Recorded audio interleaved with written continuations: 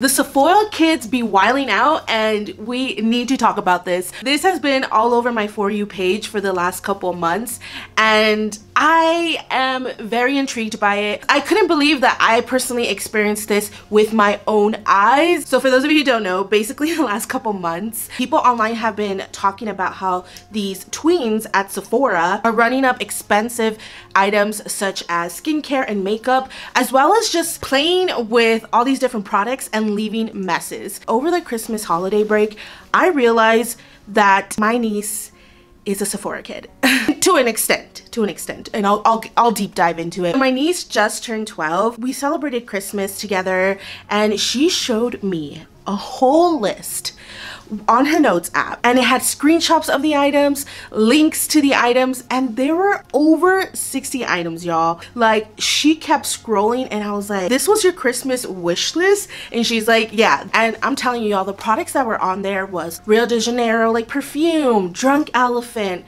different types of skincare, and then there was like AirPod Maxes and like Lululemon. Didn't really think anything about it. I was just like, you know, maybe that's just what her peers are wearing. What's trendy at the moment in middle school. I don't know. And it wasn't until the next day when we all opened our gifts together, I witnessed that she got 3 Rio de Janeiro perfumes, and one of them was the largest size. And to add to it, she actually got the Lululemon zip-up jacket as well. So I was just kind of taken back for a bit because I was kind of just surprised on all the items that she knew. For example, the Rio de Janeiro perfumes. All I knew was the Bum Bum cream that they used to sell. I didn't even know they had like a scent. The fact that she knew more about me, I was a little bit like taken back. Later that evening, she pulls up her iPad, which is as big as my MacBook Pro screen. I see that she has a collage of goals, you know, these like type of collages, and she was showing me how she changes it differently and all the goals that she wants to accomplish. And I was just like, wait, I do this and I'm 30 and she has that and she's 12. I wasn't sure if I was impressed because she was very organized with her info or terribly confused.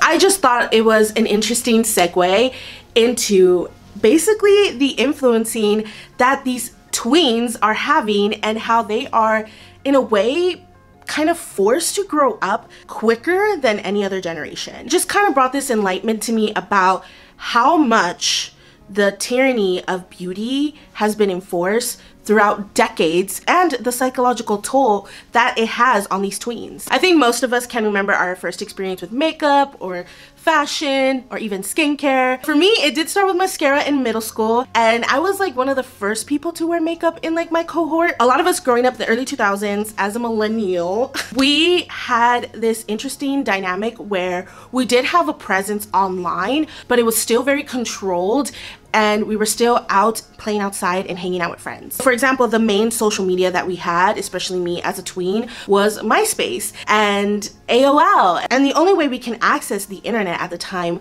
was very timely, because if we were on it too long, they couldn't access the home phone. And this was 2005, y'all, and we didn't have the same access to portable social media as we do now. Yes, we did have MySpace, but most of our like advertising was through magazine, television, and film. Instagram launched in 2010, and it had over 1.4 billion users. Stated here that the percentage of US adults who use social media increased from 5% in 2005 to 79% in 2019. I feel like this is even higher now. This is based on census data, so we won't get new information until the next couple years, but that's such a huge increase from 5% to almost 80% by 2019. Obviously, the more time we spent online has increased immensely, and tweens are obviously growing up with social media versus with me. I was growing up with all this technology developing. In just amount of like, not even joking, 20 years, how quick the internet has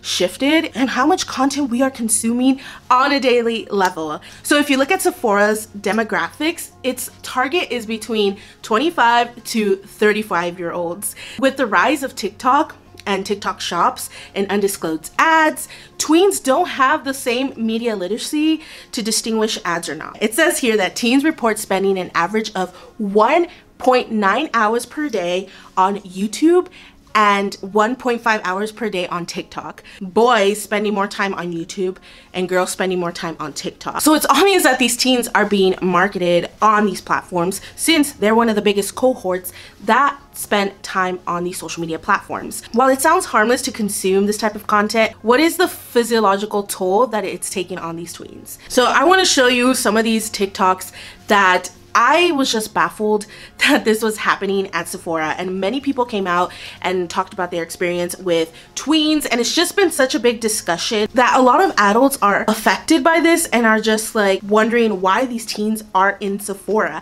So the other day when I was working, we were kind of busy, so the line was kind of long, and this little girl walks up to me and her basket is literally overflowing. Like, the amount of products that were in there, she had to have been maybe 9, 10, maybe 11 years old, but regardless, definitely way too young to be shopping at Sephora. And I start grabbing the items out so I could scan them, and before I can start, she goes, "Wait, I have 2 perfumes on hold. Can you get those too?" And I'm like, "Yeah, of course. What's your name?" So I go grab her perfumes, and then she goes, "Can you scan those first so I can see how much they are?" So I proceed to scan the 2 perfumes, and the 2 perfumes alone came out to $300. $300. So after she saw the price of the 2 perfumes, I guess that wasn't enough. So she was like, "Okay, yeah, you can scan the rest of the items in the basket." She's by herself. So I'm kind of just like, who's with her? Like, did she come with a sister, a friend, her mom? Like, who is this little girl with? So I finished scanning all her products, and her total came out to almost $900. And the mom's like, "Take something else out." And the little girl's like, "No, I already told you I'm not taking anything else out."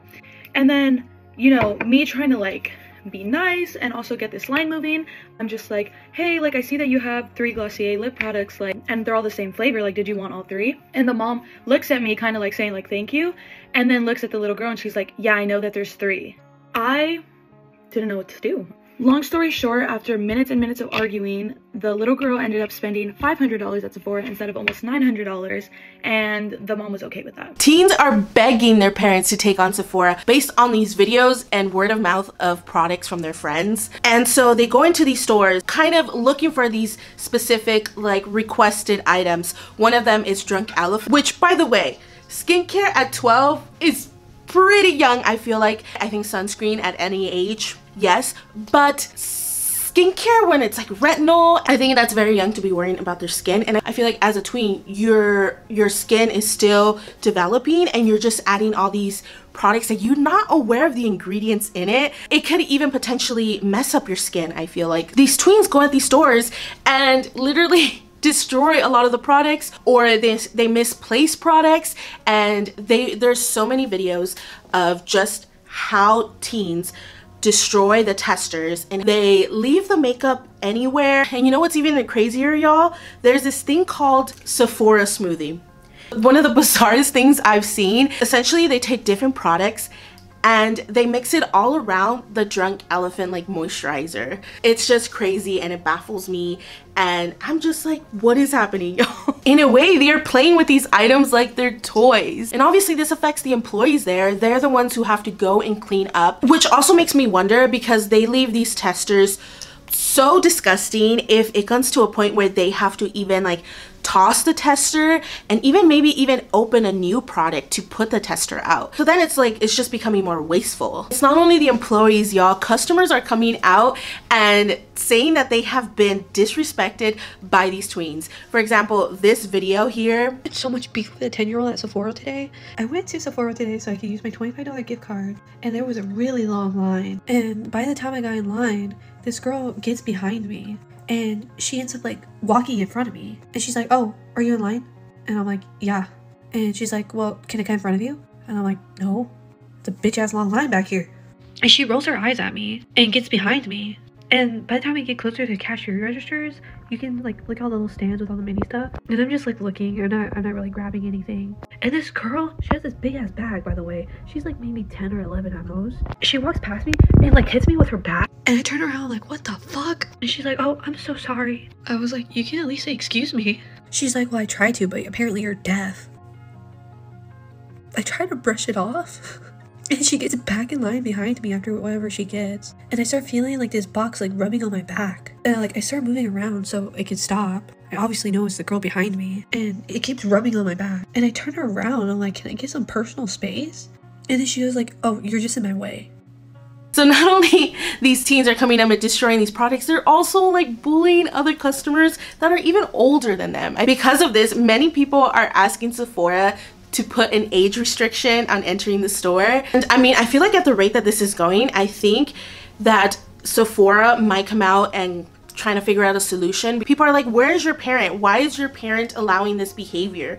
Is the parent not watching their children while they're like destroying all these different products at Sephora? Again, I feel like this is a very bizarre phenomenon. I cannot say that. I think it's very imperative for me, as you know, as someone who got their degree in sociology. Let me show you. There it is, my degree. Of course, I have to add some little soch into this because this all stems from the social constructions of beauty in American society. I feel like there's always been this tyranny of the ideal image of beauty because the image isn't real.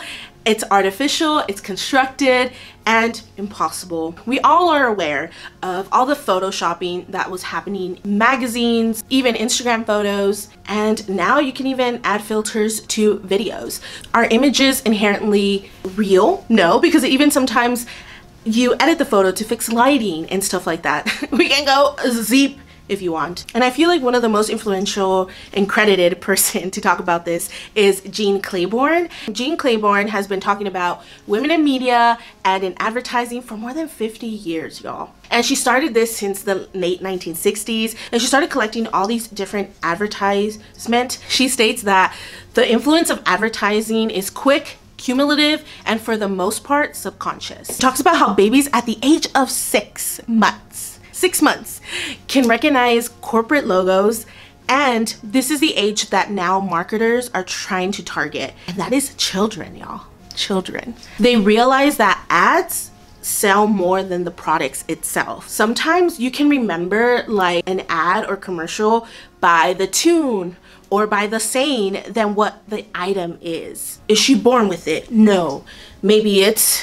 Another thing she talks about is how statistics show that most girls feel fine with themselves when they are 8 years old, but it's when they hit adolescence that they hit a wall, and this emphasis a lot on like physical perfection. They start to feel like they're not good enough anymore. I remember by 8 or 9 years old, I was a very carefree child, wasn't really conscious of my body until I started to get like more comments about my body, kind of getting bullied by it. And I remember one time I went to like this after school program, and you know, we had uniform back in the day, and I would wear, you know, like the polo collared white t-shirt, and I never wear like a bra underneath. I was 10 years old and I was just like, I don't need a bra yet. I'm like in 4th or 5th grade, right? And then one of the like after school like directors came up to me and they were like, hey girl, I think you need to wear a bra. I was not aware what that was, but apparently my chest was getting bigger and you can see through it, and it was just, I was like, what is going on? She had to like sit and talk with my mom, and my mom had to like buy me, I didn't think she'd buy me a bra. She bought me more just like shirts to wear underneath that maybe had like the little padding in it. I was just kind of confused when she told me that because I was 10. I was not aware about bras yet, and it was just kind of, I feel like one of those experiences that to me, I was perfectly fine in my own body until other people started to recognize things. And I think that's when you start like mentally putting all these like social constructions on yourself. I feel like nowadays it's starting even younger. I think overall we underestimate beauty and the power of image. Also, the power that these influencers have and that sometimes take advantage of it because they know that this age group would be more susceptible, which I cannot say that word, to buying stuff from their storefront or even clicking on the ads. And it does make me worry about the effects that it has on these teens and how much emphasis they're putting on materialistic possessions versus like personal development. So our children are spending all this time in front of a screen, and often they're being sold stuff, you know, all kinds of stuff.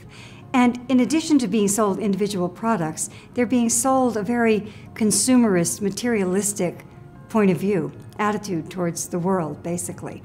And there's plenty of research now that indicates that This can create a lot of anxiety and even depression in kids, to feel that everything is for sale and to feel that it's all about what you buy and that what you buy defines who you are. So there are some harmful consequences as a result of all of this.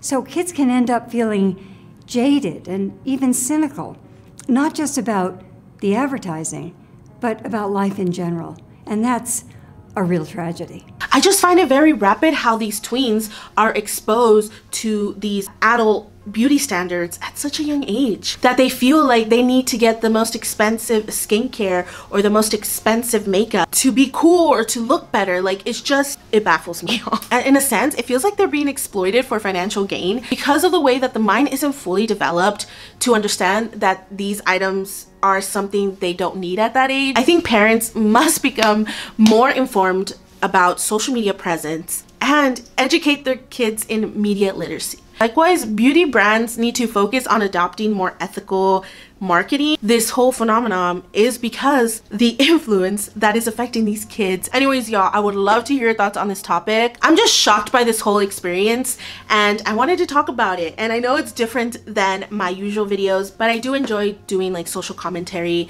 videos from time to time when I'm really intrigued by the topic. And it's just crazy to me about what is going on, and I definitely want to talk about more of these things and just give you my opinion. Just take this with a grain of salt now that I am an aunt of 5 nephews and nieces, and I'm just worried, y'all, for them. Anyways, thank you so much for watching today's video, and I'll see you in the next one. Bye.